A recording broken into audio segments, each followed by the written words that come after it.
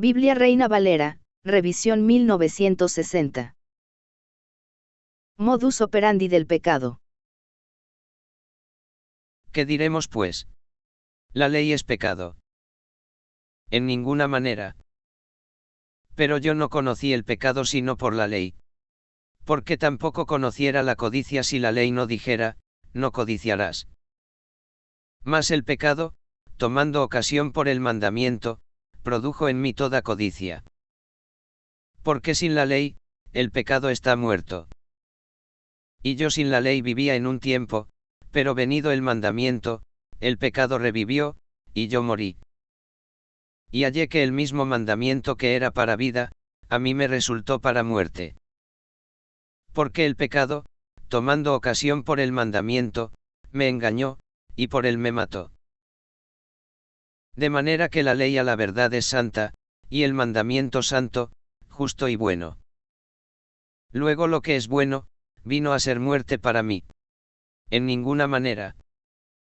Sino que el pecado, para mostrarse pecado, produjo en mí la muerte por medio de lo que es bueno, a fin de que por el mandamiento, el pecado llegase a ser sobremanera pecaminoso.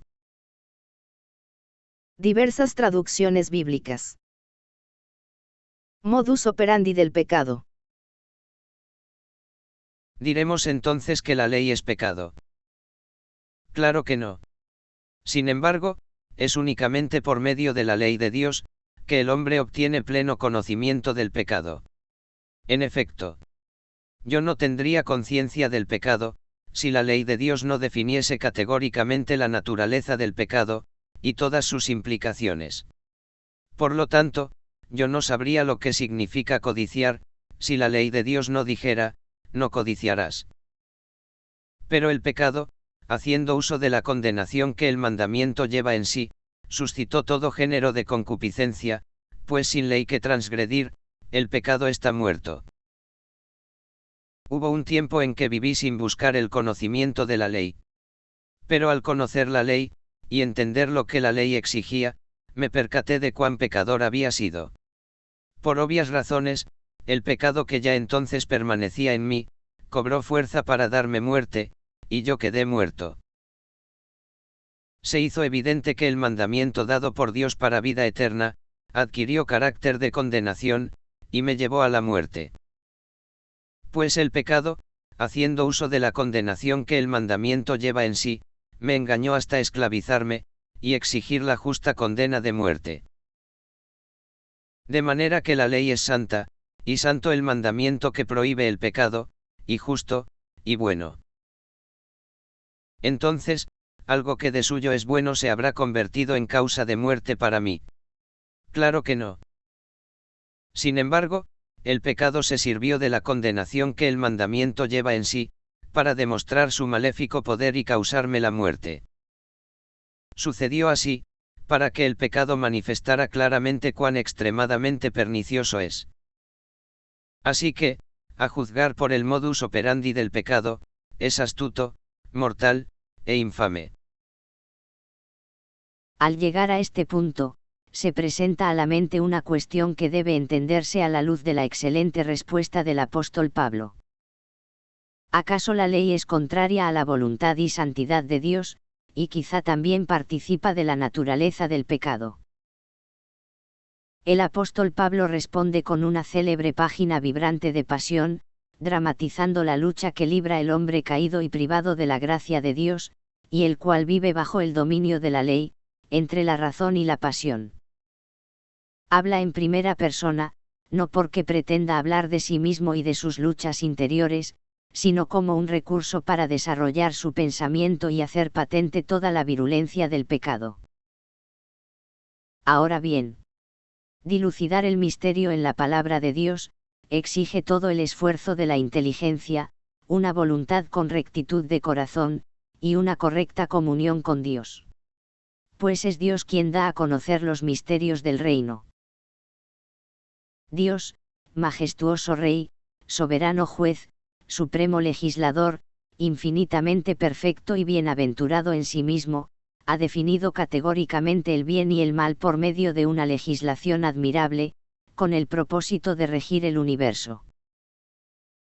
Después de establecer las leyes para regir el universo, en un designio de pura bondad, Dios ha creado al hombre a imagen y semejanza suya, dotándolo de libre albedrío, y con el propósito de hacerle partícipe de su vida bienaventurada. Entonces el hombre tiene espíritu, pero también posee una naturaleza carnal.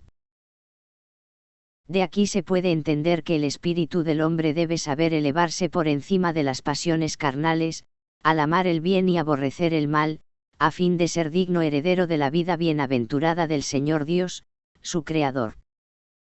Se confirma entonces que las enseñanzas en las leyes de Dios son un tesoro de valor incalculable. Pues la santidad es el fruto de amar y observar la ley de Dios, al poner en práctica las obras de la ley.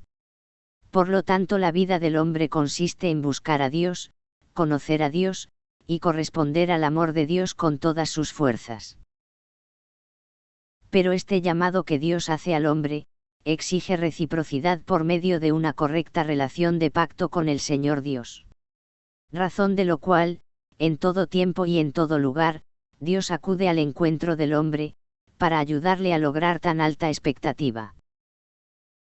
De manera que la ley a la verdad es santa. Y santo el mandamiento, y justo y bueno. Pero sabemos que la ley es espiritual. Y exige del hombre una correcta comunión con Dios Espíritu Santo.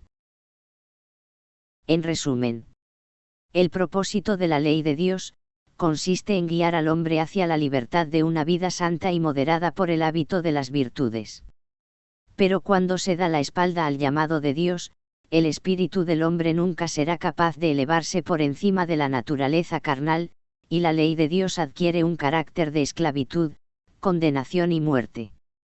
Pues Dios es fuego devorador que quema cuando se trata de inmundicia, por cuanto Dios es 3 veces santo. Así pues, un rotundo no, es la respuesta a la pregunta, ¿acaso la ley es pecado? Sin embargo, la respuesta del apóstol Pablo consiste en evidenciar el modus operandi del pecado. Pues el pecado, con maliciosa astucia, hace uso del carácter de condenación que el mandamiento lleva en sí, para reducir al hombre a la esclavitud en el imperio de la muerte.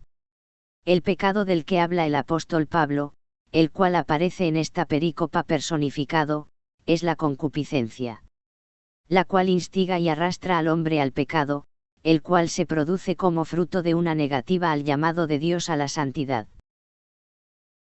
El yo, es el hombre caído, presa de pecaminosas pasiones, deseos de bienes terrenos, apetitos desordenados, y placeres deshonestos. Y el cual, privado de la gracia de Dios, vive bajo el yugo de la esclavitud de la ley. No reconociendo los justos mandamientos de la ley de Dios, yo vivía negligentemente. Pero con el conocimiento de la ley, el pecado que ya moraba en mí, cobró fuerza, y yo quedé muerto. Y hallé que la misma ley de Dios, que debería haberme guiado hacia la libertad de una vida santa y moderada por el hábito de las virtudes, trajo consigo una justa condena de muerte.